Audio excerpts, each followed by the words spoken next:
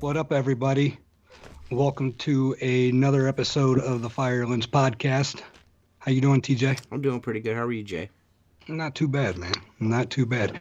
We've taken a little bit of a hiatus because we wanted to kind of tune things up a little bit, both in our personal lives, but definitely with the podcast. We've been working really hard about getting a really good guest list coming on in the next few months. So everybody should be looking forward to that because exciting couple of months coming up for sure. Some really good guests. Absolutely. We definitely have some good guests coming up. And then as everybody is probably seeing now, we have added some background production to our value. Podcast. A little bit of some production there. So a little production value, yeah. We hope everybody enjoys it. Tonight, though, we actually have on a couple guests. We have Glen and Janessa Ferguson. They do live up in Canada.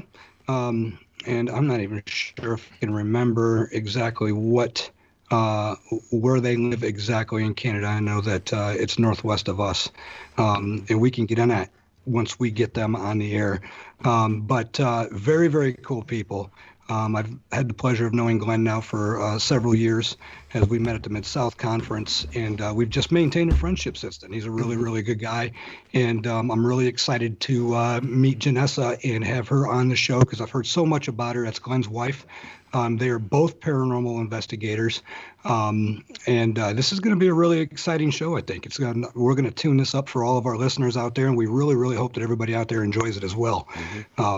So just to kind of give everybody just a little bit of background on who we're talking to tonight.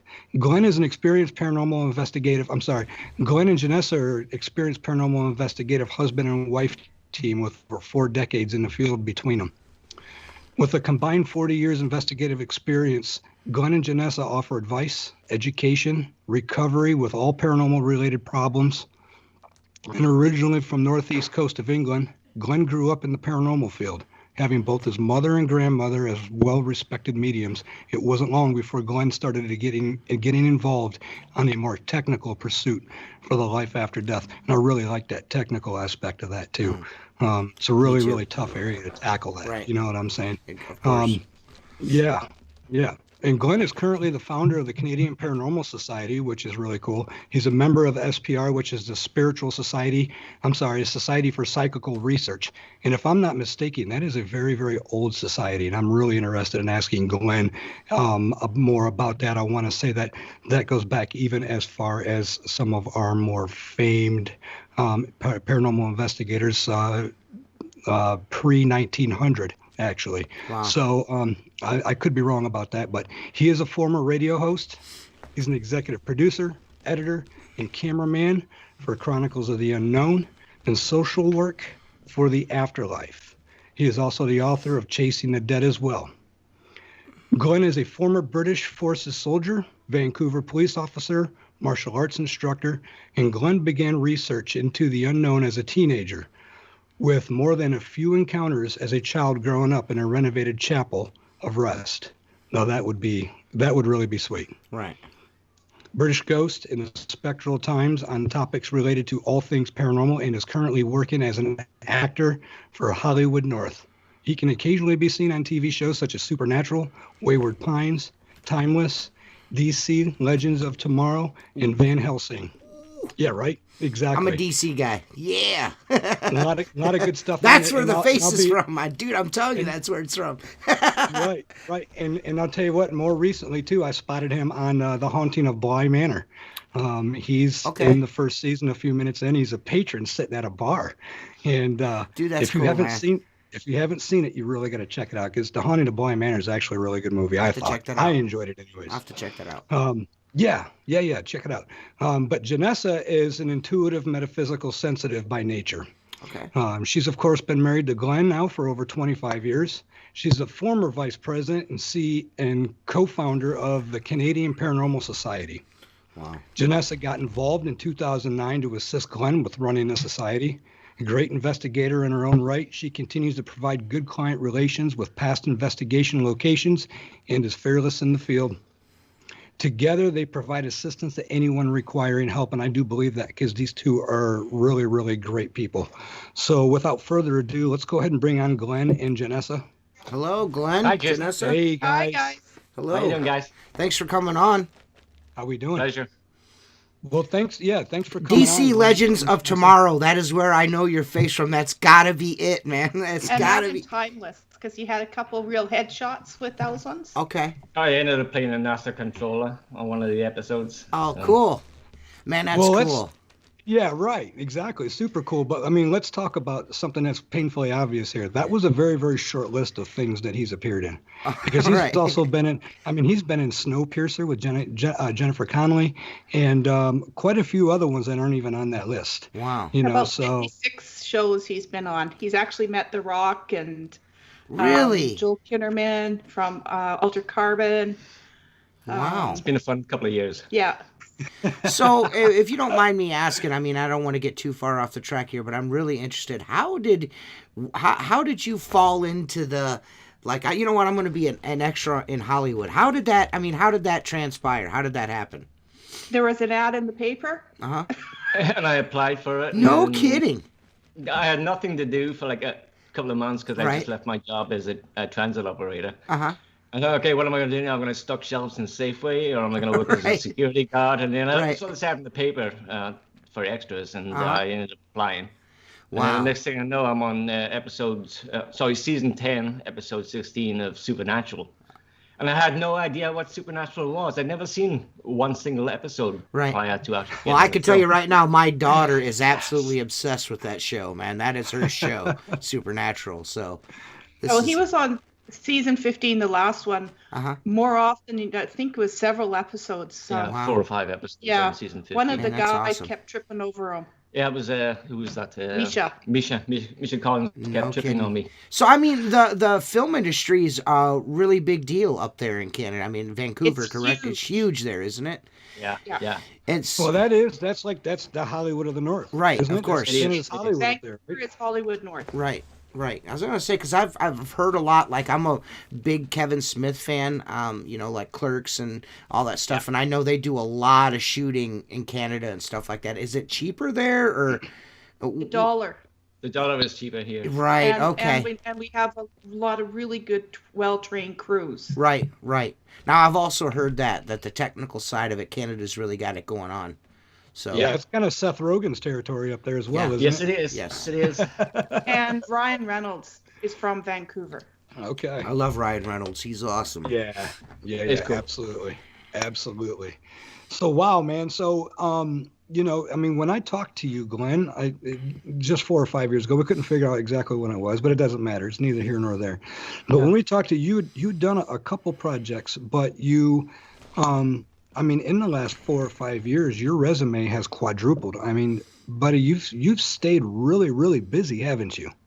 It was really good until about March, and then everything started shutting down because of Of COVID. course, right. But I was averaging 18-hour days for as long as I can remember for a while, especially on seasons like Snowpiercer and what was the last one? Altered Carbon was pretty much the That entire was a couple season. years back. Yeah, that was a the couple years entire back. season. So Was that the first Altered Carbon on Netflix? Yeah. Yeah, with Joel. Very good movie. A very good series. I really liked It was. that. That's where his brother in England, his sister-in-law in England, recognized him. Oh, okay. That's cool, man. Dude, that's so cool. That's Glen on TV. That's so cool, man. You know, and here's the thing. I try to think about that because you're not exactly an extra, Glen. Are you in the Actors Union? Yeah, I'm an actor now. Okay. I was going to say, I started off as background. Okay. Which is what you call it as an extra down south there. But background was a good way for me to start off. Okay. And generally when they cut a shot, I'd be one of those guys who'd stick around and watch what they were doing. Rather than going back to holding or picking up my phone and texting, I was right there watching everything they did as far as setting up camera angles and everything else. So I learned a lot within the first 2 or 3 years. Do you just hanging out? Do you qualify now, or will you qualify for your SAG card and all that stuff, or no? What goes in? We don't have SAG. You don't have SAG up there. It's different. We have okay. different union. Yeah, we have UBC, the actor. Are you in that union up there? Yes. Oh, that's cool, man. Awesome. So do you guys get benefits and whatnot from being in that union, or? Yeah, when you're full member, you get full benefits. Awesome, man. Awesome. Not just a question I had. That's all. You know, and I sit back and I look at you, Glen, and I'm like, here's a guy who went from just having a couple of visuals on the screen to now has a really, really big resume over the last 4 or 5 years. Getting bigger. Right. And I'm just like, what is it? You know what? I just can figure it out, but you transform into a lot of different people. I've seen your screenshots and things like that. You have a face that's needed in TV. That's where it came in. Like, everyone kind of likes my facial expressions. I can make some weird and wonderful faces, and I end up getting stuck in front of the camera a lot, which is not something I wanted to do. Face for 30 years. Generally, when you get stuck in front of the camera, you yeah, but whatever. She's like, I've had enough. I don't need to see him on TV. I don't need to see him on TV too. I'm gonna toast to that, you guys. I have a shot to that. That's great. Generally, when you get stuck in front of the camera, then you're pretty much exempt from being on that show anymore because now you're visual. Right. Okay. If you're stuck in the background, you're a little bit of a blur. You're pretty much guaranteed to come back and back it over and over again on that show. But once they stick you in front of the camera, then you're pretty much done, unless you're going to be acting with lines. Right, because then you need then you're messing with continuity almost. Like, I've seen that guy was the janitor in the last episode. What's he doing now? So I see what you're saying there. But the other thing was when I did Snowpiercer, I had to do it without my glasses. I was playing the Doctor. It was near the end of season 1. But when I came back in season 2, I had my glasses on, which is bigger glasses than these. These are just my normal glasses. But I had some big, round Harry Potter style glasses. Right. And I love those glasses, by the way, Glen. I love those glasses. They ended up sticking me in the BA book club, which is pretty much a acting role, but without words. But I was definitely on camera for pretty much season 2. Wow, that's pretty awesome. Now, what show was it that you played a concentration camp prisoner? DC Legends. No, it was the Flash. The Flash, DC Legends. Yeah. It was the fourth. It was kind of a crossover where a whole bunch of shows on mixed into one. I'm like DC the biggest Legends. DC Universe fan. I love DC Universe television. I've been playing DC Universe online for like 10 years. I mean, I'm a big geek. That's the only video game I play. I don't play any other video. I'm just a huge DC Comics fan. So when we came on, instantly I was like, man, I've seen this guy's face somewhere. And the Legends of Tomorrow, that's where it's from. I don't forget a face, and that's where it's from. Man, that's cool, man. My life is complete. We can end this podcast right now. I'm like, Glen is the guy. Glen is the guy who's never constantly in front of the camera, but he's everywhere. So when you see him, you'll pick him out anywhere. Right. Seriously. So like when I saw that you were on Bly Manor, I'm watching the show, and of course, in the very first episode, I'm like, Waldo? boom, there he is. Where's Waldo, right? I saw you all the way from across the room. I'm like, that's so cool. Is that what happened profile. when we were in Norway? Yeah, I picked you up. I think I was sitting reading a paper at the bar with a kind of cheap glass of non-alcoholic beer by my side because you're not allowed to drink on set. But you're gonna pretend you're drinking on Right. set. Yeah. It worked out. It was really fun. It was a fun show. It was nice to meet Henry Thomas. Actually, he was a great guy. Cool. That's cool. That's very cool. I remember the first time I saw Henry Thomas was like E.T. back in the 80s. Yeah, gosh, he was only what, 9 years old when he did that movie? Yeah, I'm looking at it and go, holy crap, he's aged a bit. Yeah, but I mean, you still know who he is. I mean, you can still pick him out of a crowd. Oh yeah. If you know who you're looking for, I mean, he looks the exact same as Elliot. You know. Pretty much. Yeah. So, so now let's get into the more macabre side of things, Glenn. Now, your mother and your grandmother were well-known mediums now? Yeah. Okay. Back in England. Back in England. They were doing stuff well before I was born. I'm personally from England myself.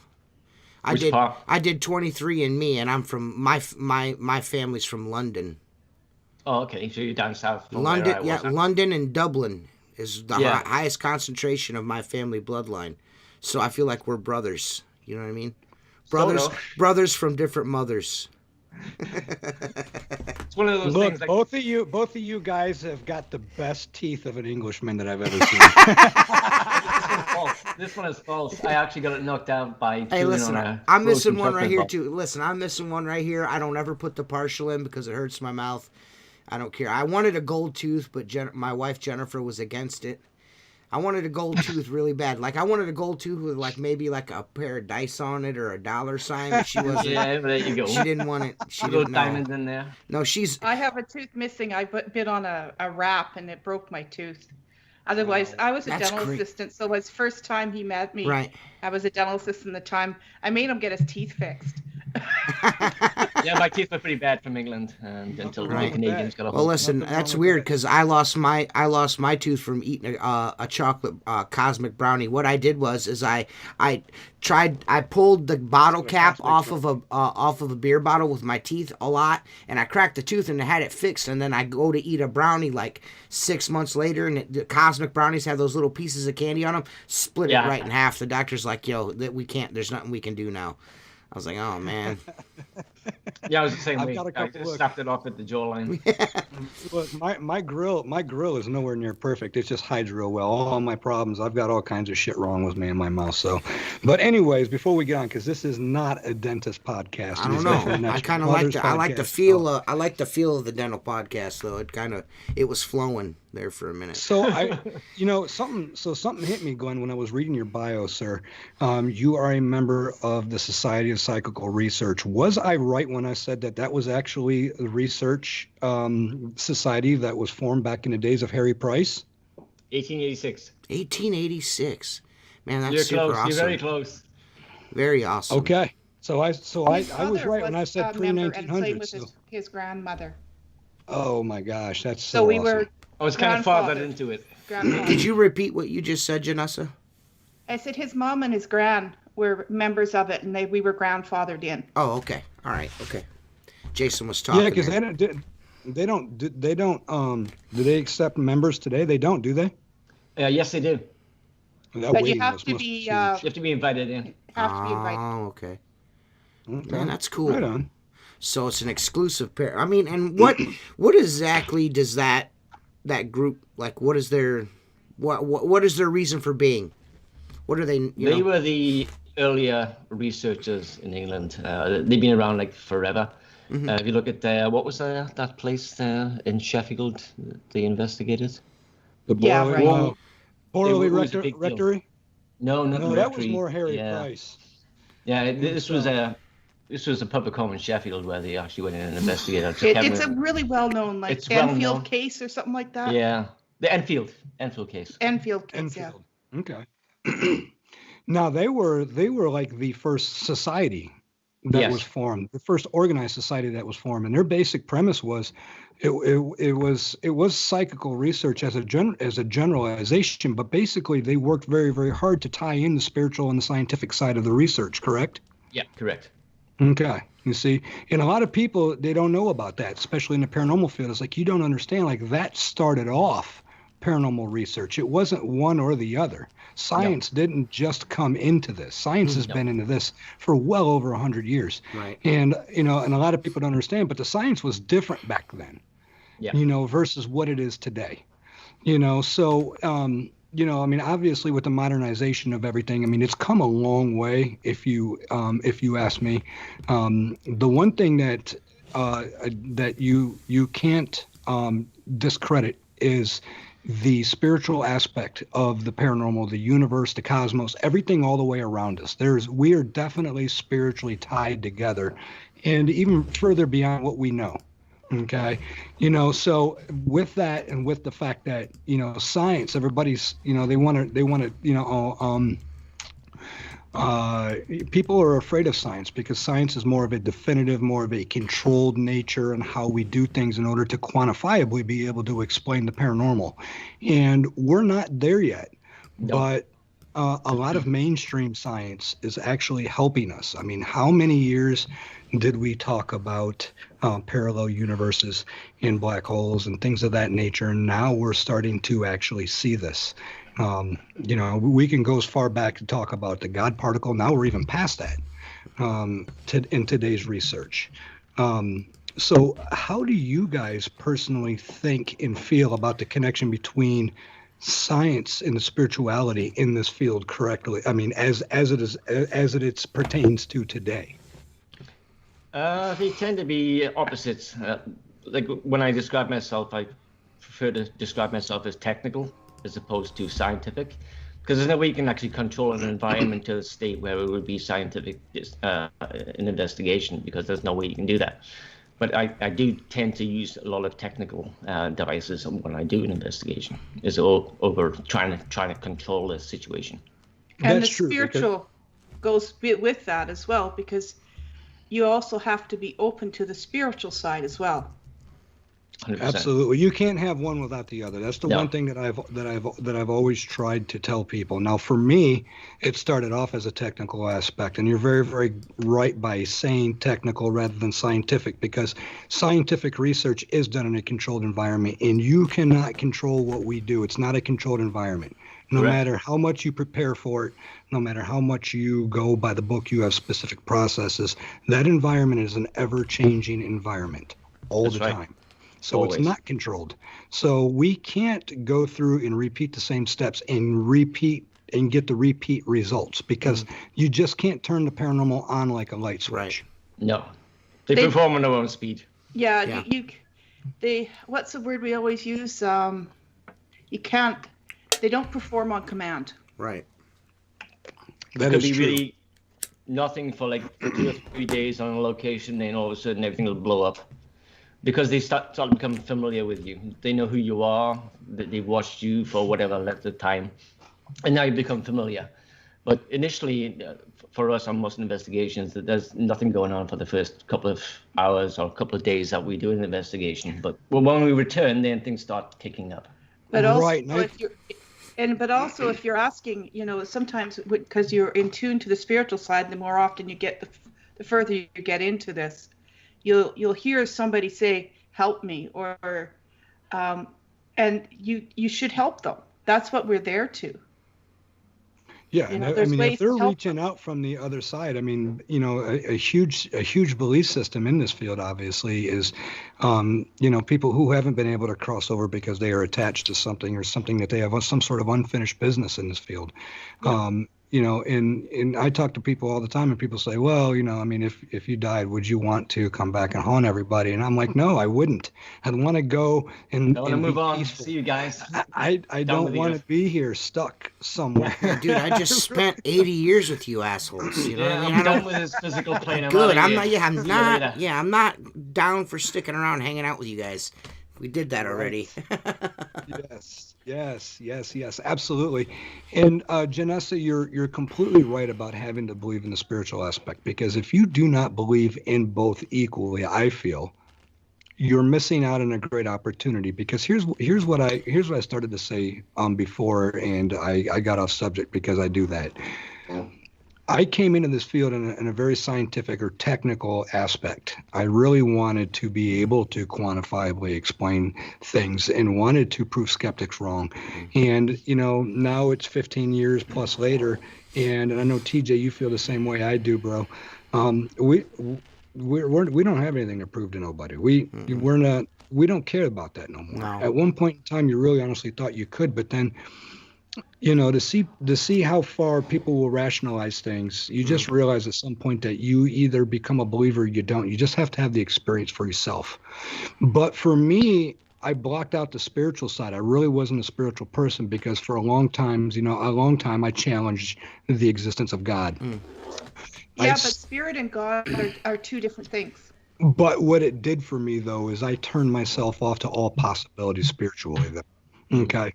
So, I immediately went down a rabbit hole with blinders over my eyes. Right. And then started to realize why I couldn't understand why things weren't happening or were happening a specific way and things of that nature. And over the last, especially the last 4 or 5 years, 6 years, I've spent a lot of time with a lot of spiritual people. I mean, with psychic people that are very well known who have been nice enough to, educate me on a daily basis. I get random texts from people and they say, hey, today is, today's a day that you're supposed to perform a ritual about this, and this is how you do it.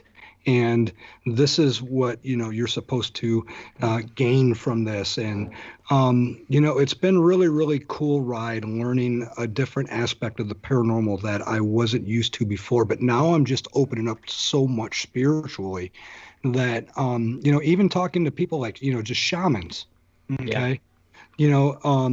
The different types and backgrounds of spirituality, what I found out is that it's not at all like religious spirituality, because most people who are spiritual, regardless of what the front is, regardless of what their label is, on the backside, it all goes back to the same thing. Yeah. It does. On the backside. There's a higher power out there. I do believe that. Yeah, and whatever it is named that you use to name it is how you interpret it. But like we follow a lot of the teachings of the Red Path, the First Nations, indigenous teachings, and so many of them are within the land and the air around us. And so it's more of the elemental type of spirituality then. Yeah. And I'm all about that because that's more elemental. Absolutely. No, and I can completely agree with that as far as being a very, very interesting topic to take, because to be honest with you, especially when it comes to Native Americans and things of that nature, I mean, you're talking about worshiping the land, the air, all of our resources around us that make us what we are. Yep. All things that are energy, that put off energy, all parts that are part of us. I mean, at one point in time, we all become part of it. We get buried into the ground and our casket rots. We fertilize the grass that grows on top of us. That's right. And then it becomes oxygen that people then breathe at that point in time. So we are constantly giving ourselves to the environment. It would be really, really hard to say that just because we've compartmentalized ourselves between physical and the natural environment, that we're not part of the same thing, because we really are. We are. What do you think about that, T? What's your take on that, man? I don't know. I completely checked out right there. I'm gonna be honest with you. I call those over 40 brain farts. Yeah, but, I'm 41, so you hit the nail right on I'm that. a little bit older than you, but I actually call them over 50 brain farts now. Actually, I'm adding things to the screen, so I was letting you get your, because I have a problem.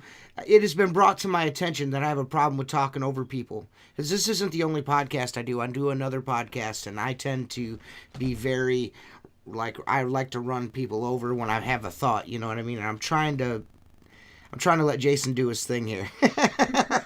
So that's my mistake. I was feeling the same way. I didn't want to turn that into another Voxer, 6-minute Voxer message. Jason will message me on Voxer, and it'll be I'm expecting a short conversation, and then when I go to look at the Voxer and I see that Jason's left me, it's 6 or 7 minutes long. I'm like, good Lord, sir! it would be nice if you did a couple of like intermissions in there so I can add like pepper in my comments during your 6-minute tirade. It would be quite nice. He's on a roll. I sometimes I'll get verbal diarrhea. So don't worry. Right. Yeah, and TJ and I are both no stranger to getting off subject. Yeah. There's no doubt about that. But getting back on subject to both of you guys. Now, I know that you guys have been working together for 20 years or pretty close to it, or 10 years. I think you said 2009, Janessa, you came in, right? Yeah. What was your experience in the paranormal or your thought process in the paranormal before 2009, before you actually physically got involved in it? Just more of a curiosity. Just like his mom had said, she basically told him that he would eventually meet me. Mm-hmm. She said, you're going to meet somebody from far away. He was going through his first divorce. And he did. He met somebody from very far away. Mm-hmm. In Norway. In Norway, actually. Northern Norway in the middle of February, where it was a hell of a lot warmer than 200 miles above the Arctic Circle than it was in Calgary. But I have friends that live in Norway, believe it or not. So do we. I bet. I'm sorry. Go ahead. Back on subject. But it was always just an innate curiosity. And somebody had said to me a couple years back, I guess, that you've always had that sensitive side, that empathic side. I couldn't handle seeing animals hurt. Just feeling that this person wasn't the right person to be around. That energy that they carry. Mm-hmm. I've always had that. If that makes sense. Yeah, absolutely.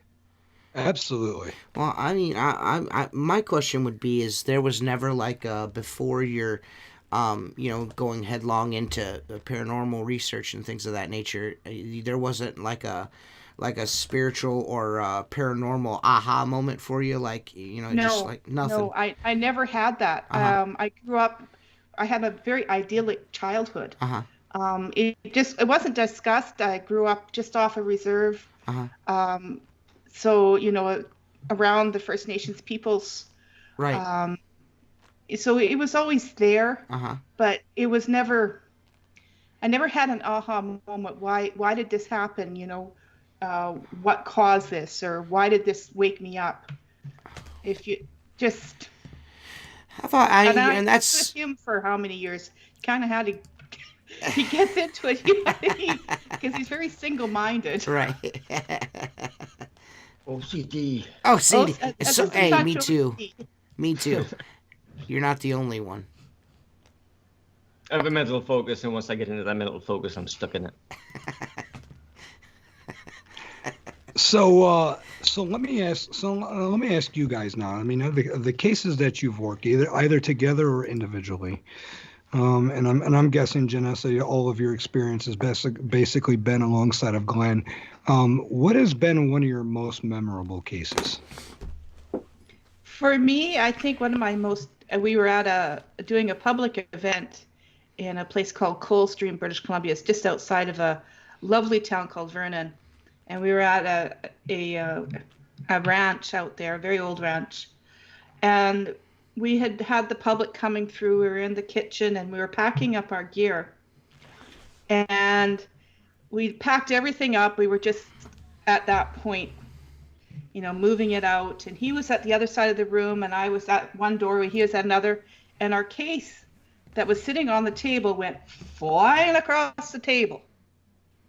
Yeah, I guess Mrs. Stewart didn't like having our stuff on her table. Yeah, because, back in the day... It's not normal to have that particular area open to the public. Mm-hmm. And we were setting up in there. So we were taking down, actually. We were actually taking down at that point. So she was tired of people, and we had stuff on her table, and she was... And it was a heavy case. Yeah. Full of cameras. Full of cameras. And it just flew off the counter. Wow. And we're both of us are standing in the doorway, and there's no... nothing to, vibration or anything. Like, we're both sat there and went, well, the one time we don't have a camera going. Also, we were packing it up, that's why. We've had... I can't tell you how many times I've had those moments. Seriously. Yeah, we've had the door slam, to the point that it just vibrated through the whole house. and it woke me up because I had been going since like 4 o'clock that morning, and it was like 2 o'clock in the morning, and this door slammed. That almost hit me in the face. Yeah. I was just about to walk into the bathroom and then whack, and it shook the entire house. I'm like, okay. So what was the story behind it? The land was originally owned by a tobacco farmer who used to use the local orphanage as slave labor, basically, way back in the early 1900s. He owned the orphanage, too. He owned the orphanage. So he owned the orphanage and the tobacco farm. So he'd keep the kids in cages in his basement. It's well documented. This guy was a nasty piece of work. And it was his house that we were actually investigating. Or his land, not his land. Because the house was from the 70s. But, holy crap. Like, he has one when he was back in England where he was literally... picked up and pinned to a wall. My first investigation was at Edinburgh Castle in Scotland. I was going to ask you if you've gone to Scotland. Yeah, many times. I've seen a lot of it. I want to go there so bad. Well, he only grew up 40 miles from the border. So it wasn't a big deal for me.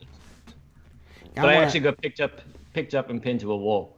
And the guy who I was there with, it was my first time out on an investigation. I'm like swinging away like a madman trying to get whoever was holding me up off me. And he's sitting there clicking away with the camera. I'm like, dude, get me off the wall.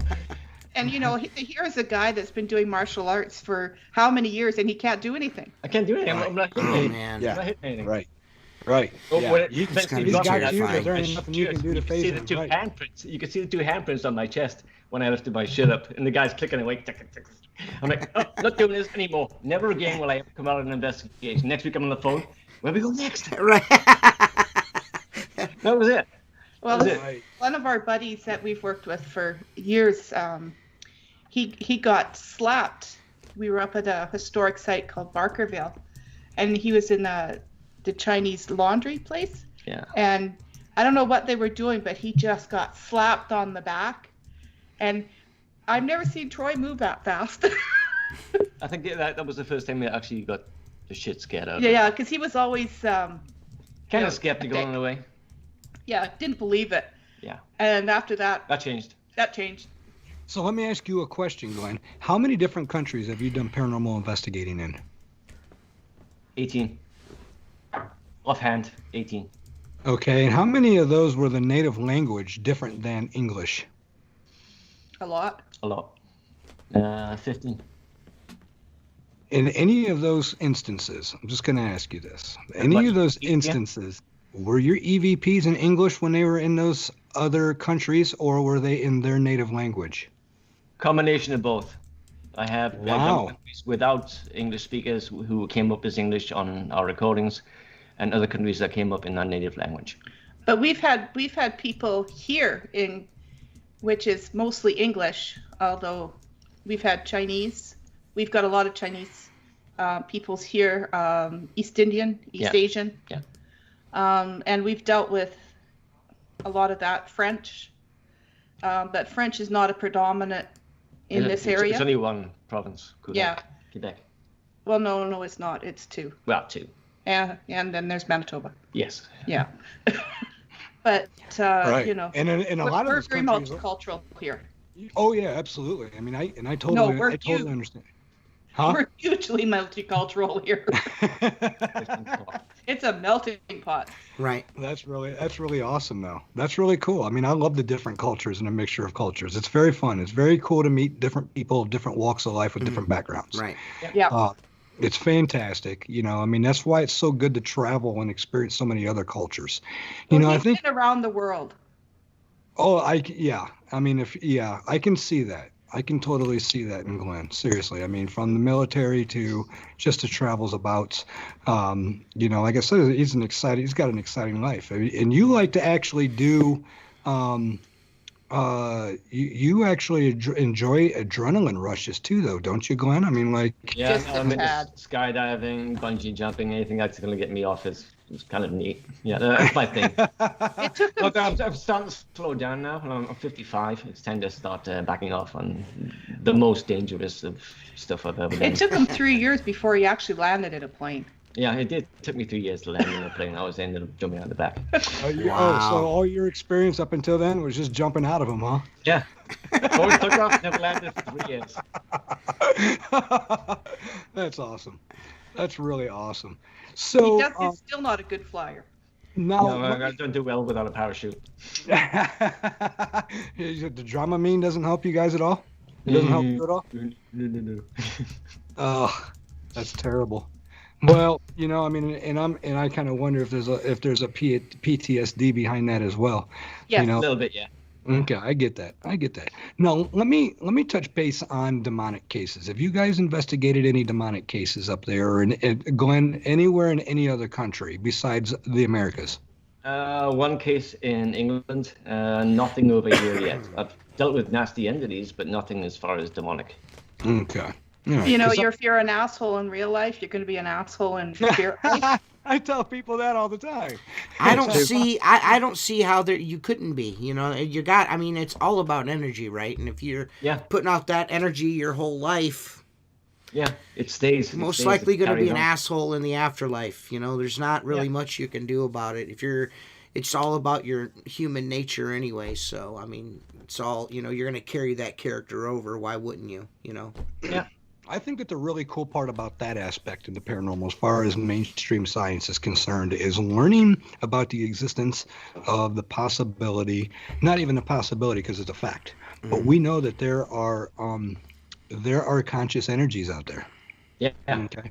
We house clear as well. It really right? does. It really does seem that you're right about that, Jason. But go ahead and continue, Janessa. I said, well, we house clear as well. Mm-hmm. There's 3 of us, and we each have a specific role to play. Like our very good friend Catherine, she does the psychic side. Mm-hmm. He does the clearing, and then I do the social work for the living. Oh, okay. Okay, very cool. All right. Because your energies that you project, as you just said, can attract that kind of negative energy. And that negative energy. Man, so why is that? So you're really, why is that? You're taking a full frontal assault on this stuff. I mean, you're even down to the fact that you're even trying to help the people that are experiencing the issues. Like maybe it's something that it could be something maybe you're putting out that's maybe drawing this energy in. That's cool. That's a different way. We kind of class it as social work for the afterlife. And the living.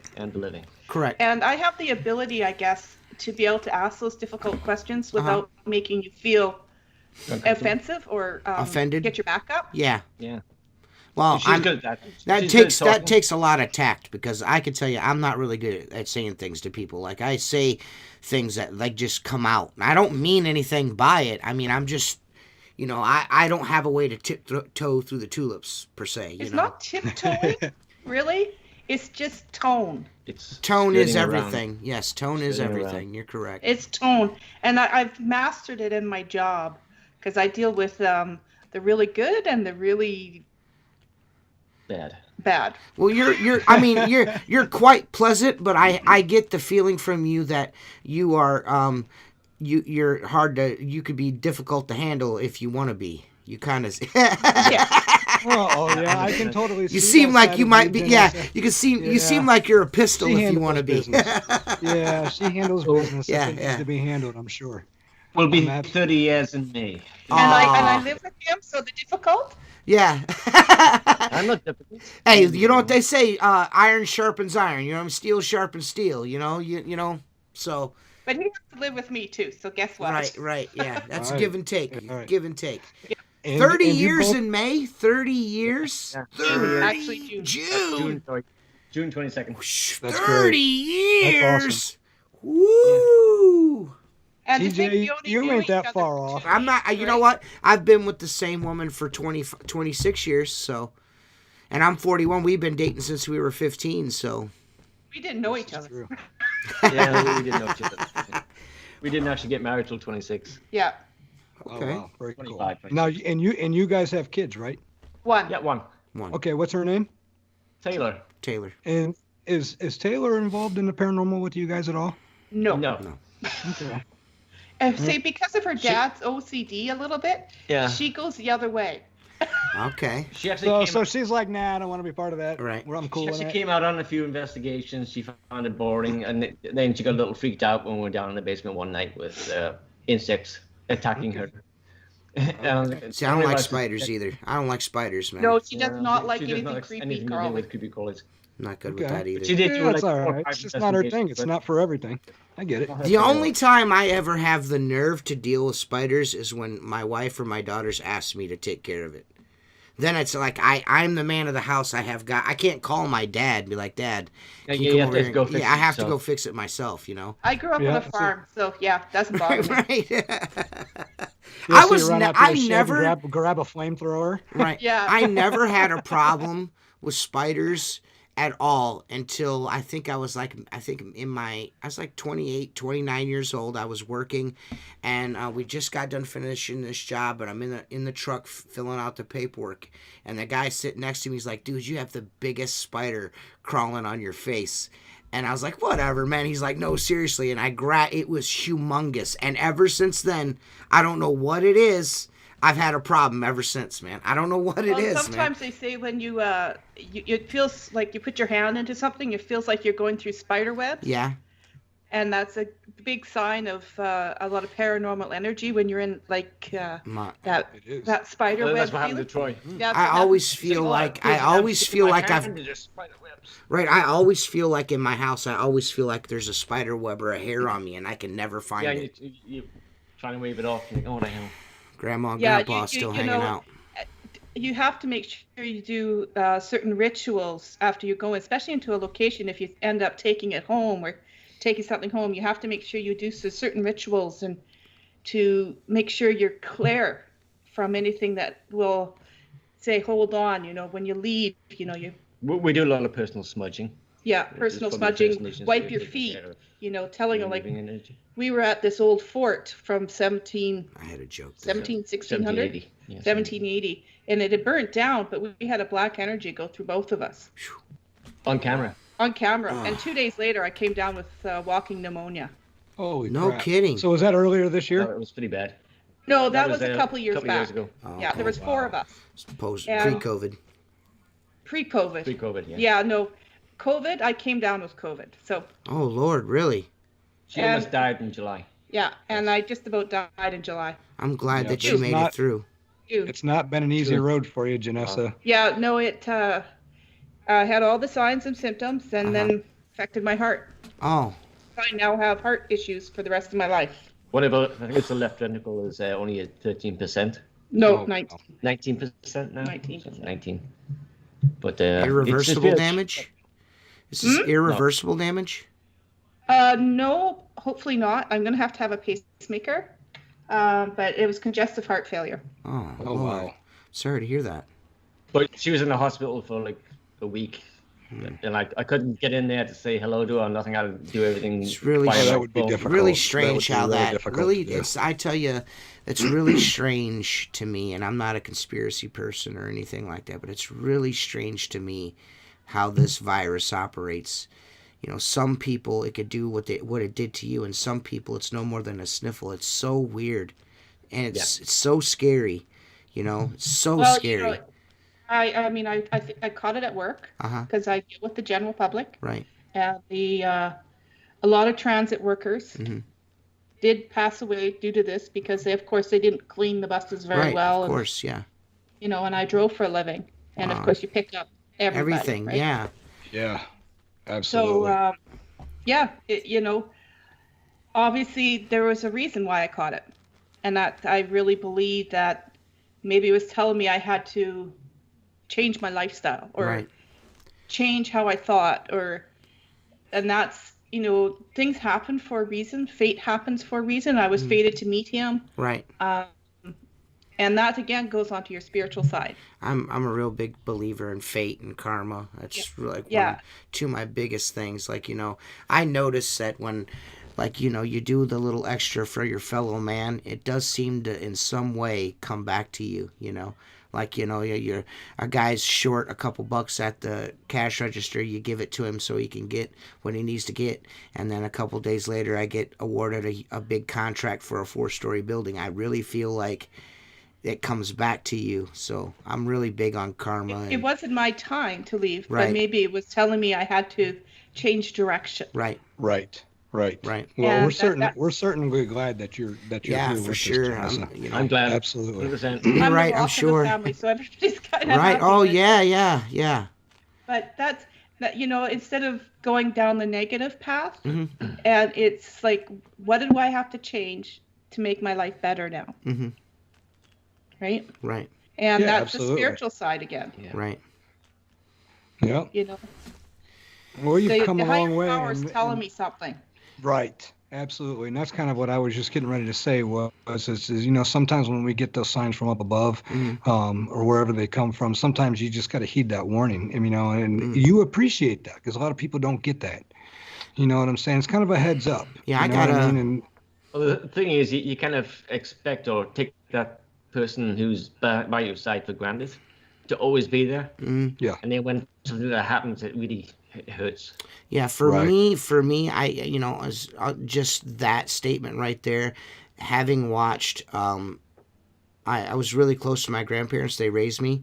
Having watched my grandfather be without my grandmother and the hurt, because they had been together as long as, I think they were like approaching 70 years together. They were together a really long time, and to see him without her, you know what I mean? You could really see, that connection, and it's a rude awakening, in a lot of ways, but it also puts that little sliver in your head there that this person that I'm sharing all this time with, I need to cherish every moment that I can, because you never know, Yeah. So Yeah. it's a very, it it puts things in perspective for sure. But like at the time we moved out further out of the city, changed our lifestyle completely. Just let's do some changing, because obviously it's meant that we have to. Right, of course. Right. And thank God too that you have somebody, you have a partner for almost 30 years now who was right there by your side and was like, yes, let's do this. So you guys are very blessed, and I'm sure it wasn't easy. It's just like when we went to find this place. He wasn't here when I went out, and my daughter and I came in, and she's very sensitive, and she'll tell me, I don't like that person, and usually she's right. Right. She has an intuition when it comes to dealing with people. Yeah, and for me, it's an intuition going into a house. I can feel, if I'm going to look at a place, nope, can't handle this. Right. We're not looking at it. And I came in here and I went, yeah, we'll be happy here. I think we all kind of have that, don't listen to it, though. a touch of that, I on the other hand, I don't not listen to it. I'm usually always go with my gut type of person. Like in a situation, like if I'm going into a situation, or if I meet someone, my gut is always like 99% of the time, my gut is correct. If I listen to it, like, man, and then there's times where I'm like, oh, I'm sure he's okay or whatever. And then come to find out, no, this is a bad person. I should have listened and I wasn't listening.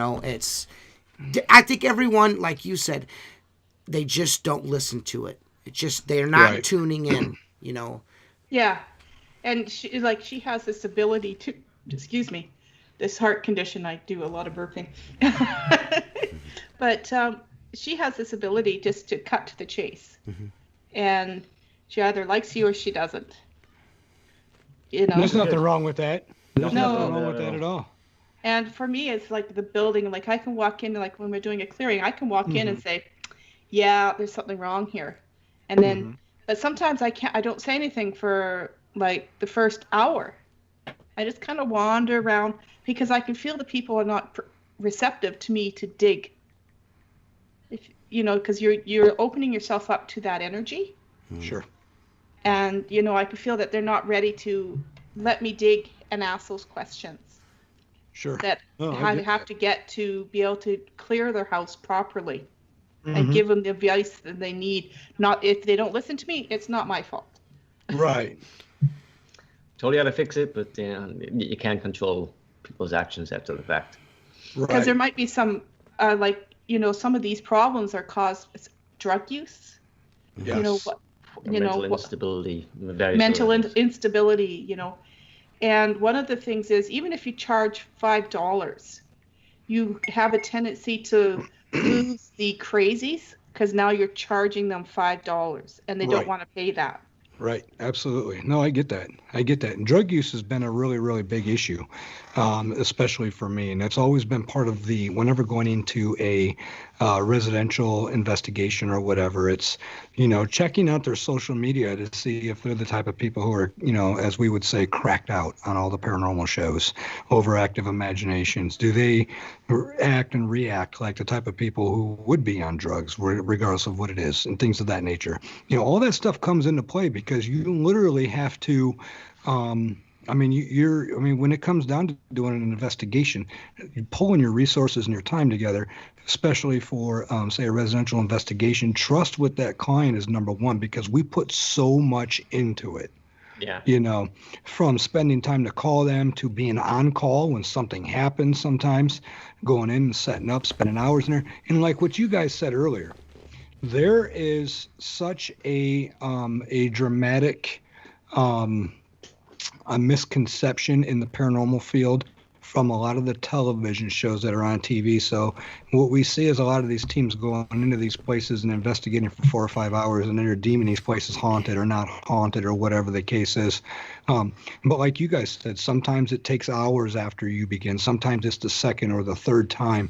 And that, for me, is something that on almost any investigation, it's like, am I going to investigate this place for the experience? There are some places that I know that I'm not going to get to 4 and 5 different times. Residential investigations, if I can't get there and investigate and work with this family the way it needs to be put in, then I will refer them to somebody else, because I'm not able to put 100% of my resources into that case.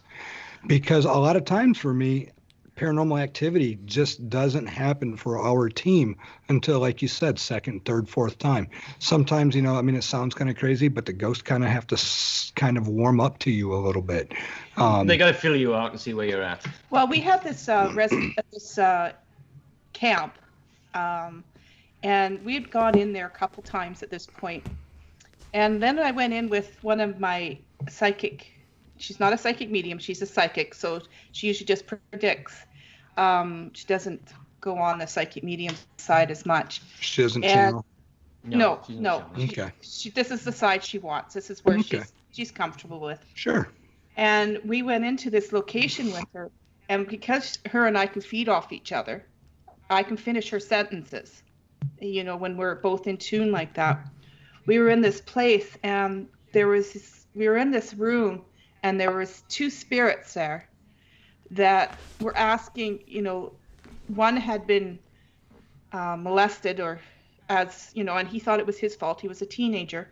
And one of the little girl had cut her foot, and it got abscessed, and she ended up passing away.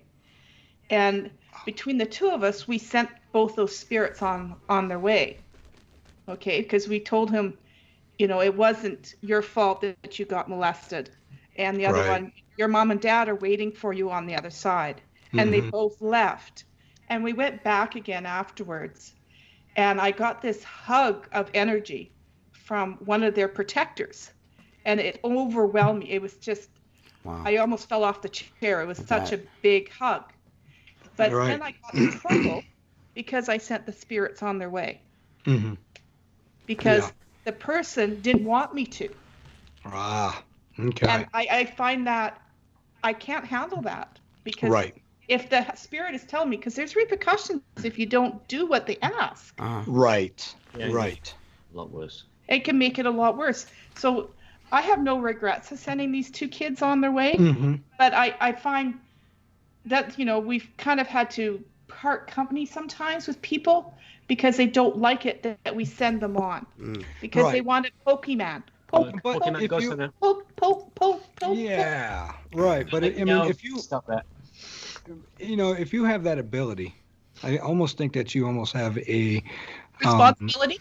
If you have the ability to help the spirits pass on and cross over, I almost feel like it's almost the job.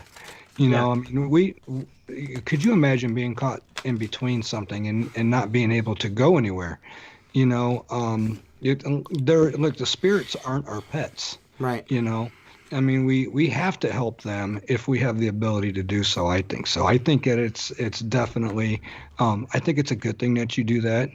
I love that you guys don't want to leave, right? And right. I'm not going to make them leave. That's not my job.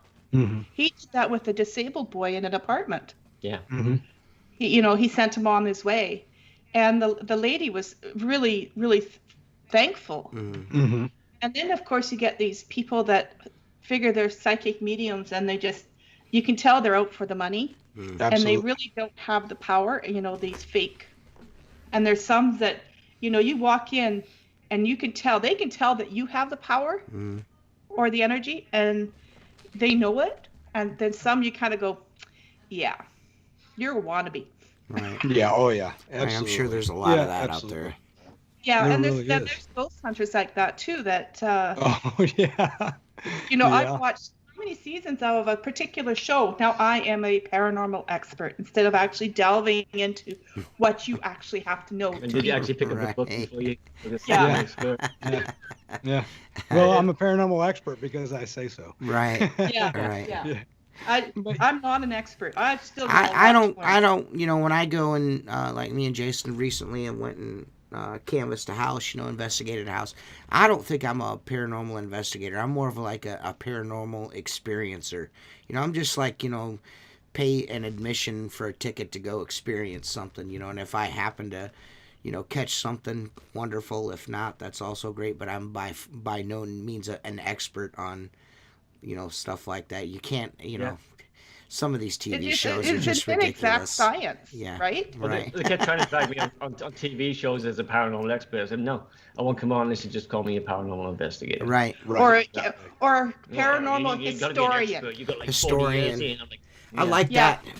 Yeah, he's an historian. Because I like paranormal historian. I like that. Yeah, I like that. Yeah, I like that. I like the sound I of have no problem with that. Yeah. So, what are you guys working on right now? Are you guys in the middle of anything? Do you guys have any open cases? To get healthy. I just switched from acting to producing. No, you haven't switched. You're just producing something. I'm producing something for Netflix. Yeah. Really? Very cool. We allowed to know what it is.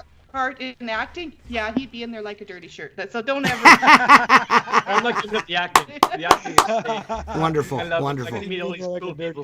Are you going to keep us? I mean, make sure you keep us posted when that next, if or when that Netflix thing happens, man. I can't wait for that. It's going to be. Are you able to talk about that, Glenn? Yeah, I can talk about it a little bit. Basically, what we've done is we've interviewed a whole bunch of actors who have spent maybe 5 minutes talking about how they've dealt with their experiences dealing with COVID. Okay. And how much it's affected their lives. Oh, wow. And what we're doing is we're taking the resources from that and giving it to the homeless, getting them socks, warm clothing. Oh, wow. Some would take anything we can do just to help people out. And it was originally Larry Stone's our director, and he's based in LA. So I'm working for him right now, doing pitch deck and various other things like IMDb. I'm doing that for him as well. Mm-hmm. But the project is worthwhile. I'm doing it pretty much free. I'm just doing it for credit. But right. It's nice to actually be able to help out. That's great. I think that sounds like an awesome idea. It really does. Yeah, like I said, if he had the opportunity, he's still auditioning and stuff of that nature, He'd for definitely roles. be in there. Yeah, that sounds like a pretty sure. Let's go. Right. That sounds like a worthwhile endeavor to me. I mean, especially in these times. I mean, especially now, people could really use any kind of extra help they could possibly get. And could you imagine if you were, either homeless or real close to it before this happened, what state people are in right now? Well, it's we just unbelievable. Look at some of the lineups. Like the states, Canada has done a much better job of supporting their people. Mm-hmm. Mm-hmm. Okay. Yeah, you guys have. Trust me. Some of us are keeping an eye on that. Right. I know. Yeah. You guys had that stimulus package. It was what was a one-off thing? And we're working on the second one right now. Yeah. We got paid $2,000 every month to stay home. Yeah, there's just too much partisan. There's too much bipartisan horse shit going on in our country. And on top of that, it's not like they can't afford to cut us a $2,000 a month check. I mean, I pay more than my fair share in taxes. So, I mean, I can't make a move without getting taxed. So you'd think they'd have some money laying around, you know. I had the job of, that blue collar job for the last 25 years. And I just get slammed with taxes. Right. Yeah, it's unbelievable. Oh, yeah. Absolutely. So that's really great that your country is willing to step up and was doing that for you guys. I know that would have went a long way for me. Yeah, but we only have 35 million people in Canada. You got 340. Right. True. There's a big difference. But that's because you guys still have so much natural terrain and territory up there. I mean, yeah, and that's cool in the gang, but I mean, I understand we have more people, but we also have more people paying taxes too. Yeah. So, but to see those lineups for people just to get food on their table, it's really heart-wrenching. Yeah. It's tough for us to look at that and go, wow, there's like 3 or 4 miles down the road and they're backed up. I think this whole thing has shown a bunch of stuff to humanity. One thing is our ugliness. Another thing is our ineptitude. And another thing is our kindness. I mean, the whole spectrum here, but definitely none of us were ready for any of this stuff. And we weren't either. Yeah, and it really shows how, when it comes right down to it, how greedy and gross people can be. You know, I watched young people snatch toilet paper out of old people's hands here. Like a 80-year-old woman just grabbed the toilet paper from her hand and put it in her cart. I, of course, being the big bald-headed tattooed bully that I am, walked right over to the cart and took the fucking toilet paper out of the cart and gave it back to her. Because I don't play that shit. But, it's a really unfortunate how some people act in these situations. But then again, there are a lot of heartwarming things like what you're doing, trying to help people out. There are a lot of good people out there, but it definitely shows character in situations like this where, you really get down to the bones of what people really are, Scary, man. Scary times we live in. Let me ask you guys a question, though. Can you guys pack 10 sack lunches and take it down and give it to homeless people? Yes. We can't do that. If I wanted to make 8 peanut butter and jelly sandwiches, I'd get fined for it, for giving it to people. Yes, sir. Wow. Yeah, we can. It's against the law to be generous. Welcome to America. I'm hungry. I'm going to find you if you give me a sandwich. So you can go up and, we had bottles and cans. We could hand them over to a homeless guy and say, here, go buy yourself a cup of coffee. Right. Yeah. Because I know there's a lot of them that are, I remember having a homeless guy get on my bus. And I had a granola bar or power bar in my bag for one of my lunches. And I just handed it over to him. I said, you need this more than I do. Right. And he was a homeless veteran. And of course, me being a veteran, I'm going to help you out, bud. How much is your fine? How much was your fine for that granola bar you handed out? Did you get a fine for that? Nothing.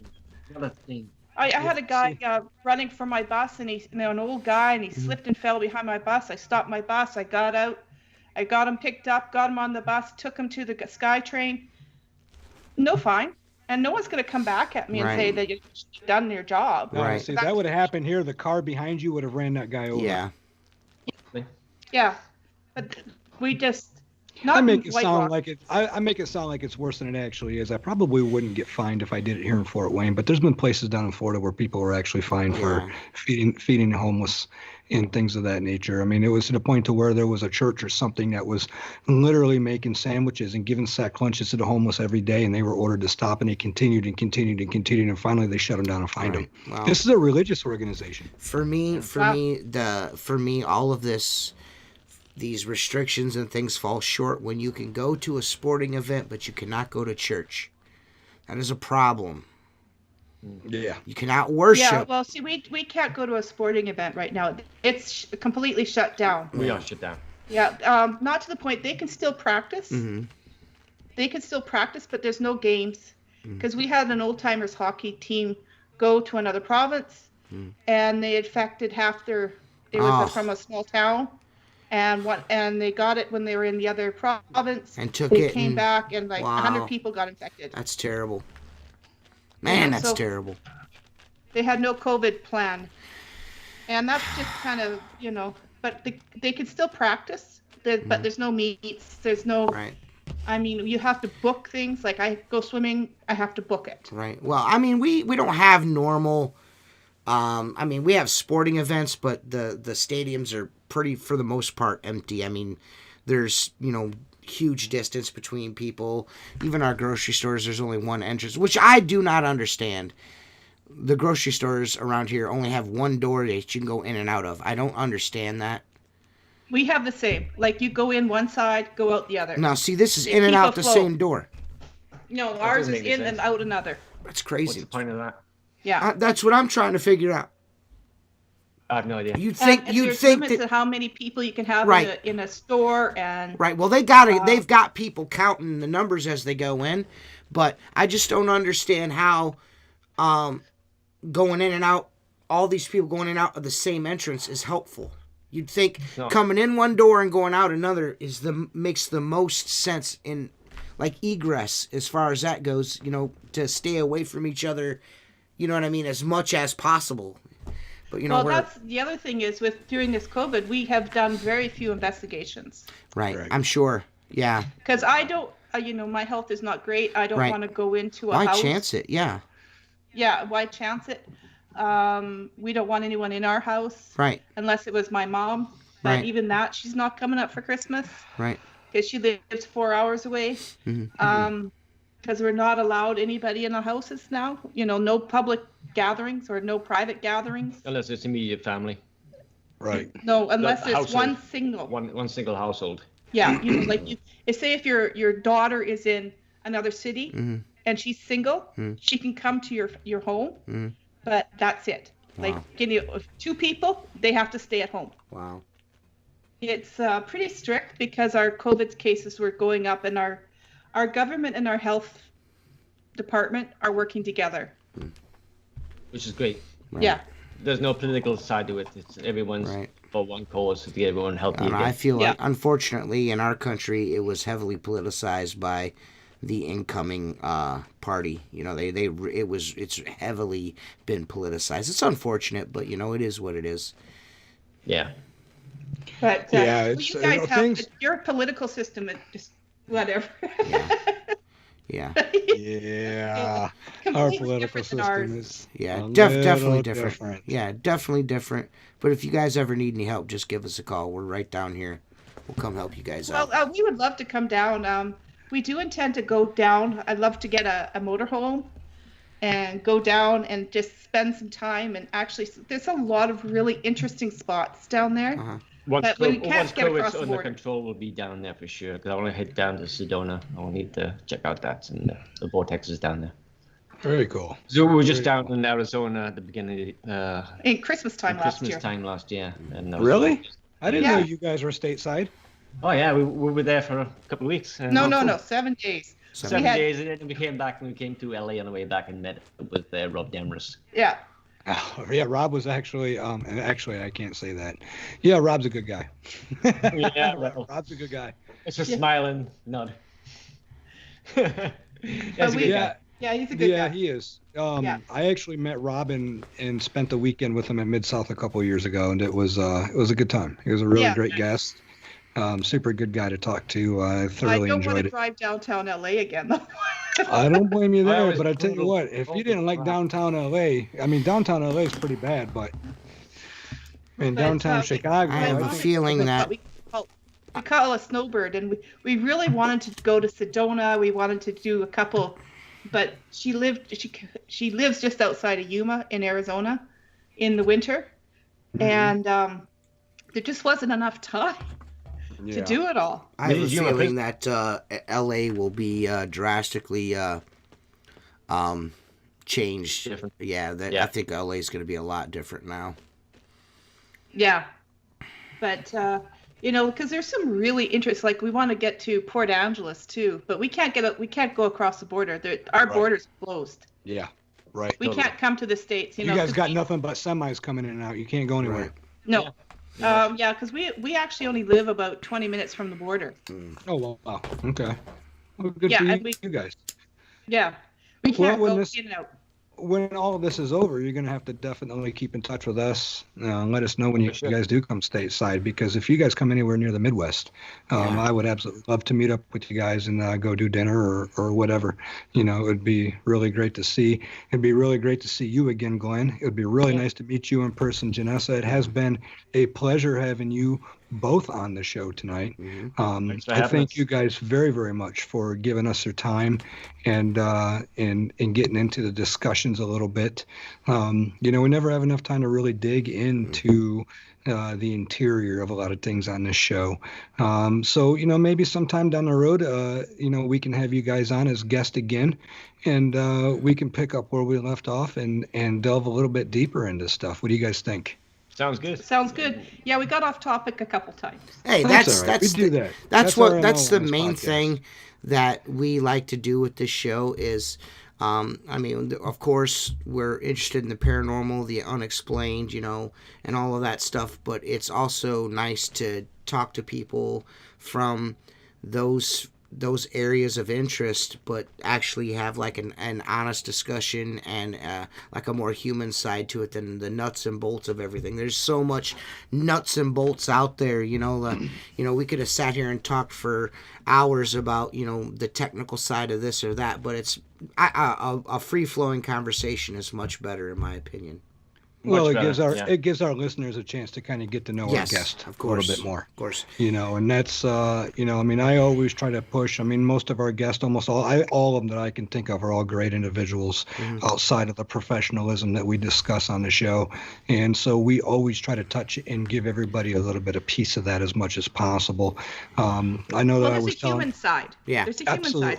Do you guys, by chance, I mean, before we let you guys go, is there by chance anywhere like a Twitter account, or do you have an Instagram or Facebook you'd like anybody to follow? YouTube? Yeah, we do have. We do have our own page, Glen and Janessa Ferguson Paranormal Investigators. You can catch us on Facebook on that one. Okay. We don't really bother too much with Twitter. Okay. But and you know, we have another group we work with as well called Cornerstone Supernatural. So he has like 2,000 followers as well. Okay. So on that one. Great. Well, very cool. Great. Well, you know, we'll make sure that we supply all the links to everybody. They will be there. So we really, really, really look forward to seeing what you guys get into in the coming months. Janessa, we certainly hope from the bottom of our hearts that your health continues to improve. Yes. You are definitely a warrior. You do have an amazing man next to you. Glenn, it's as always, my friend. It's a pleasure, sir. Thank you very much for being on. I look forward to talking to you guys soon. Gentlemen. Well, thank you very much, and we hope you guys have a great night. You guys too. Stay safe, guys. Yeah, you too. See you guys. All right, dude. So, man, they were some really good guests. Yeah, I really enjoyed having them on. Yeah, What'd you think? It's cool to like sit and talk to somebody that you, especially somebody I've seen on TV. That's fucking cool as shit. That was cool. Really interesting guy. She is awesome. I really like her a lot. You know, it was a great interview, I thought. Yeah, I mean, when I talked to them and you see them and went through that interview, the one thing that definitely came to mind for me was these were just two very down-to-earth people who have done a lot of stuff in their lifetime. I mean, I am sure that these two could probably tell a lot of stories of things that they've done together. I know, you know, she's ex-military, he's ex-military. You know, Glenn was involved in a lot of really cool stuff. I was lucky enough to have him actually open up a little bit on some of that to me when I first met him. And we didn't want to go down that road because we could have been there for hours, but definitely good freaking people. You know, Glenn's very, very well respected in the paranormal world. You know, so it was really cool having them on and getting their perspective on things. I really kind of wish that, you know, we had a 2-hour show. Yeah. And really could have delved into some of that stuff. But, you know, it's good. It's good. I think our listeners will like it out there. And, yeah, I mean, just a great show altogether. Awesome. So, you know, we just started a Patreon. If you want to support this podcast, go to www.patreon.com/Firelands podcast and become a patron. Once you become a patron, we will, and especially after the first of the year, we're going to start adding some behind the scenes content. Some exclusive stuff only for Patreon members. We're going to have some merch coming up soon, some Firelands podcast merch. You'll get a discount on that stuff. And, we'd really appreciate any help you guys would be willing to give us. You can make a one-time donation, a monthly donation, whatever it is you choose to do, you can do that for us. We definitely appreciate that. I will tell you this. I seen something recently that you shared on Facebook that piqued my interest almost instantly, and we're going to have to end up doing a podcast about this eventually because it's one of my favorite things. They think they've found possibly the Zodiac Killer, the identity of the Zodiac Killer. Well, they here's the thing. It's kind of a two-part thing. Mm-hmm. They don't have the DNA identity per se, right, but they have done. First of all, the one cipher that they've been trying to solve for almost 50 years now. There's been a bunch of code breakers that's been working on this. A lot of people don't understand it. The Zodiac has been the ever so elusive serial killer and been one of the biggest mysteries of us here in the United States. So, the 304 cipher was cracked by a husband and wife back in the 60s, correct? It was. Okay, and this new cipher, the other cipher, what is it, the 504? Yes. The 504 cipher is the one that they've not been able to crack. It supposedly has the name of the Zodiac Killer in it. And that is something that they're saying. That I know there was a TV show, I want to say, on History Channel where they hooked up the world's awesomest computer to try to crack this code, and they had all these code breakers on it, and they said they found the identity, and then the show got canceled. It was really left like open-ended, and then you shared that on Facebook on the Firelands podcast page, which, by the way, go there, click like, go subscribe to our YouTube channel, share it, do the whole thing, but when you shared that article on there, I was like, oh man, no way, so someone else. So explain to me more what's the finer details in that article, Jay. Well, because of what we're able to do today with DNA sequencing and all of that stuff, now we're able to actually take a trace amount of DNA, and we're actually able to come up with what we honestly and actually think that individual looks like through a modeling program on the computer based on the DNA, which is awesome science, man. Very cool stuff. Yes. So what they ended up doing was they did that, and when they ran that DNA sequence and it came up with a photo, a profile of not a profile, but a sketch of the individual. A rendering, yep. It was eerily similar to the rendering that was done from an eyewitness who supposedly saw the Zodiac Killer many, many years back. I mean, you put them side to side and they're almost identical. Wow. Well, see, it's DNA... It's really freaking scary what we're doing with DNA technology. Well, DNA solved the Golden State Killer. Yes. I mean, dude, just the level of detail that the DNA analysis made on this dude, pretty much cracked the case. I can't tell you enough how wild DNA is, because I personally myself just did the 23andMe. And it's probably one of the coolest things I've ever done. But just to know exactly where you come from and, your bloodline and all that stuff, like the concentration, like this is, like my family is, I'm predominantly Irish, and we originate from London and Dublin. That's our highest concentration of relatives is from that area, those two areas. And to just to wrap your head around the fact that they can also take your DNA and pretty much tell you, like, 23andMe was like, you are much more apt to do this or that, and it's so crazy. Like, it gives you like your idiosyncrasies, like things like, you don't like you're not a very organized person. You have a hard time letting things go, like material possessions. Like, I have jeans that I haven't worn in 20 years and I can't get rid of them. And I'm sitting here reading this stuff, and Jennifer's like, dude, if that ain't you, I'm like, no kidding. I mean, it's unbelievable what they can do with DNA. But I don't know if you've ever seen that series on HBO or heard of the book I'll Be Gone in the Dark. It's about the Golden State Killer, but that's essentially what happened. DNA and 23andMe just pretty much foiled this dude after all these years. And to hear that the Zodiac Killer's his rendering is just like the artist, the sketch artist, it's unbelievable. How crazy is that? Yeah. So let me tell you about a local case that just happened here. Same shit, dude. Really? April Marie Tinsley was abducted, raped, and murdered over 30 years ago. Okay. I want to say like 1987 or You've something like that. As a matter of fact, it was on sounds... America's Most Wanted. Yes. John Walsh did a story on it. I mean, it was just huge. So what ends up happening is she's abducted, and it's really crazy because my first wife, she stayed on the same road just a block away from where she was actually taken. No shit. Over on Hoagland Avenue in Fort Wayne, yeah.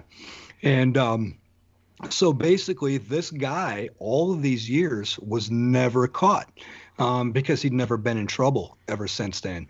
And so what he did was back in like 2010, 2011, somewhere right around there, he resurfaced. And they knew with April Marie Tinsley, they had a DNA sample on him. He left his DNA in her when he raped her. Okay. So this guy actually came into town and left used condoms on the bicycles of a couple children and left notes that said things along the lines of, "I am the murderer of April Marie Tinsley, and I'm going to strike again," or whatever. And he left his DNA so that the police knew that they were still dealing with the same killer. Wow. Now this guy wasn't. Yeah, this guy's not been in trouble since then, so he was never in what they call the CODIS system. Right. The CODIS system is the national DNA database that the law enforcement uses. Right. So now they have a chick that's a lady, that works for like 23andMe or Ancestry.com sort of thing. And she's actually working with law enforcement. So now what they do is they'll take these DNA profiles and they're running them through these 23andMe's, Ancestry.com places, and they're looking for DNA hits of family members. And then what they did was they ran this DNA through that database, and it flagged like his brother or something like that. Wow, dude. And so they're looking up his brother, and they're like, oh my God. So, he's got another brother named, John was his name. And for whatever reason right now, I'm completely spacing his name, and I do apologize for anybody out there listening. But what ended up happening was they eliminated his brother as a possible suspect, but then looked at this John guy and said, this guy's a freaking weirdo. And they realized this guy worked up at Walmart in Kendallville, which is just 30 miles north of Fort Wayne. He actually lived in an area that's actually an abundantly known Amish area just outside of Fort Wayne. And his name was John D. Miller is his name. And basically they narrowed it down to the brother of this guy, and they staked out his house. And when he left, they took his garbage. And, you're talking about a 50 or 60-some-year-old guy. They found a used condom in the garbage and took his DNA off of it and was able to link him to the DNA left in April Marie Tinsley. Wild, man. And you want to talk about a high-profile case that's been so high-profile here for years, years, because it was unsolved, and I mean, it literally struck fear in this community. And so last year they raided his home and took him, and they knew it. He knew it as soon as they showed up and said, "You know what this is all about?" And he said, "Yeah, the murder of April Marie Tinsley." Oh yeah, he's definitely 62 or something. Isn't that nature. Crazy? Like, even what's the other older, we did a podcast. Oh my God, what's his name? Samuel Little. It's just so crazy to me that you've gone your whole life without getting caught, and just one thing, you know what I mean? You can't, you will get caught eventually. You will and that's get what's caught happening eventually. right now. A lot of these cold cases are being revisited. I mean, I've seen in the last week 3 or 4 30-year-old plus year old cold cases that have been solved just in this last week. Crazy. Due to that type of DNA testing. So even if the killer isn't coming out and doing that, their family, which may have the same DNA sequence or even mitochondrial DNA as the killer themselves, they're able to find out and say, hey, look, we don't know who it is at this point in time, but we know that somebody in your family committed this crime because your DNA matches, Wow. So they're able to literally zero in on these suspects now. And it's such a process, but they're doing it little by little. So there's a lot of work being done in the DNA home front. I think it's absolutely fabulous. So dude. when do you think we'll hear more about the Zodiac Killer? Here's the thing. I to be completely honest with you, I can't figure out if we'll hear more about the breakthroughs first or if we'll see it on Netflix first. Yeah. Because with something this huge, there's going to be 3 or 4 shows, probably series that's going to come out. There has to be, yeah. Because once we find out who this individual is and we actually get a profile of who this person was, like the BTK killer, Dennis Rader, I mean, once we found out who he was because of his stupidity using the church computer, we were able to actually see how this guy lived his life as a normal father, a normal husband, was a pillar of the community, and yet he was still a vicious serial killer. Right. So I am so interested in knowing who the Zodiac is because he must have been so intelligent. I mean, to create these ciphers. Had to be. Intimidating the police the way he has to elude as much as he did. I highly doubt that the man is still alive, but right. I'm hoping that somebody in the family. whomever it was had to be a super smart dude, man. Had to be a super smart dude. Right. To get away with what he got away with for as long as he's gotten away with it. I mean, and he pretty much dared cops to catch him. Now I got to go watch the Zodiac, man. That's it. Yeah. And there's a lot of good stuff out there in the Zodiac for anybody who's wondering about it. I mean, if you're into serial killers and things like that, and if this is one of the king ones right here. This is one of the biggest ones that have never been solved. I can't recommend the I'll Be Gone in the Dark. I can't recommend that audiobook enough. The book, the series, it's all so good. Patton Oswalt's wife was the one that did most of the groundwork for that case and pretty much helped crack it.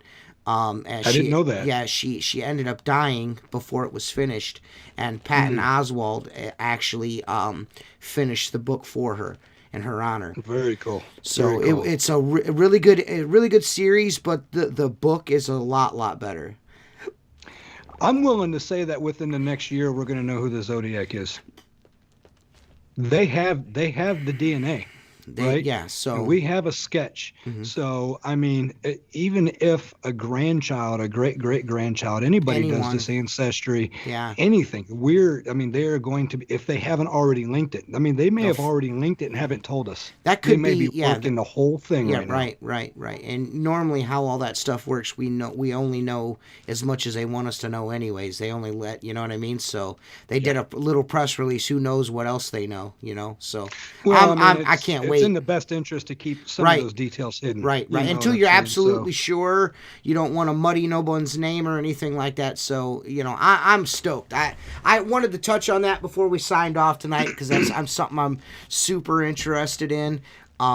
So I just wanted to touch on that. I really thought this episode was great. I know you've said to me privately that we have a pretty awesome, pretty spectacular lineup of guests coming up soon. I mean, some heavy hitters. I'm looking forward. We're not going to give the details away until we have dates locked in, but you guys will know. The way we're going to do this now is we're going to pre-record these episodes.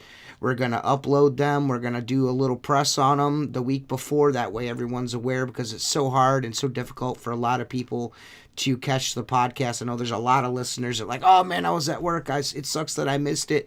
But now you'll get a week's advance notice on the episode. The episode will be released and you'll be able to watch it live on YouTube or listen to it on Podbean and iTunes we'll share the link in the Firelands podcast group.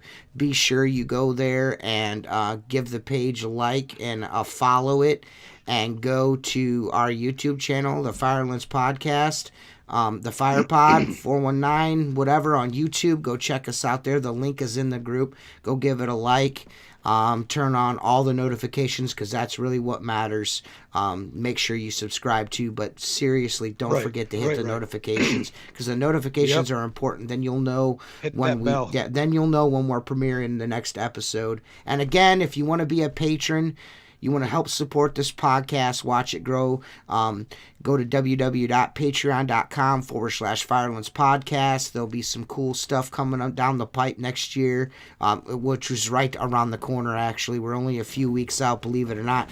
I know this might be a surprise to everyone, but 2020 is almost over. It seems like it's been 9,000 years, but 2020 is almost over, and 2021 is going to be super awesome for the Firelands podcast. I'm working on a Firelands podcast t-shirt, some other merch, some other cool stuff, maybe some coffee mugs and stuff like that for you guys we're out going to there. have freebies and giveaways to our Patreon members. Yep. We appreciate what everybody's going to do, following us and supporting and outside us. of definitely want to give back to all you guys. Outside of the free, we're most likely going to do a few free things for our Patreon members. But one thing you all will get is a discount on any merch that you do want to buy. And I'm fairly certain, Jason and I, once the spring comes around, our lives are going to be a little bit more settled, and I think Jason and I are going to get out in the field together, and there's going to be some things that we're going to be doing that only Patreon members are going to be able to see. It's going to be really, really awesome. So I'm looking forward to that, and any support you guys want to give us would go a long, long way in helping us out, helping us do this show. So, for now, I guess we're out of here, right, Jay? Yeah, we are, man. And one more thing too. Mm-hmm. I may or may not be making a trip back to Sandusky in January. Just a heads up. So if we can put something together, man, we'll talk about that. Oh yeah, those clamps. I gotta get you those clamps. Those clamps. But I got your podcast shirt here. There's a couple other things. but listen, I have another investigation request for you and I specifically that's going to interest everybody. So if that doesn't go through, we're going to go back to Jim's boathouse. I think that would be a really awesome place to revisit. Well, I'd still have all the footage from that too, so I'll most likely be editing that down and sharing a little bit of that stuff with the Patreon members here soon. So that should be that'll probably be the first thing I upload to the Patreon exclusive, is that very first investigation we did with your cousin. So right. So awesome. Coming up now, Saturday, May 21st, I am hosting the only murder dinner that I'm going to have in 2021 is going to be at Post-Town Middle School in Middletown, Ohio. So you and Jen will have to come for that, because I've already scaled everything and included you guys to be guests. And then everybody's going to have to keep their ears open, because myself and the rock and roll ghost hunter Keith Age have got our wheels turning again, and we might be doing something in a very, very popular prison sometime soon. So got some opportunities coming up. Can I go? There's a reservation for you, but we'll talk about that later on down the road once we get more details. A lot of details that are sitting on the line right now, everybody. Sweet. But as always, that's TJ. I'm Jason Snyder. We are the Firelands podcast. We just want to thank everybody for coming in tonight. Please take care. Enjoy your week. Peace. Enjoy your evening. Peace.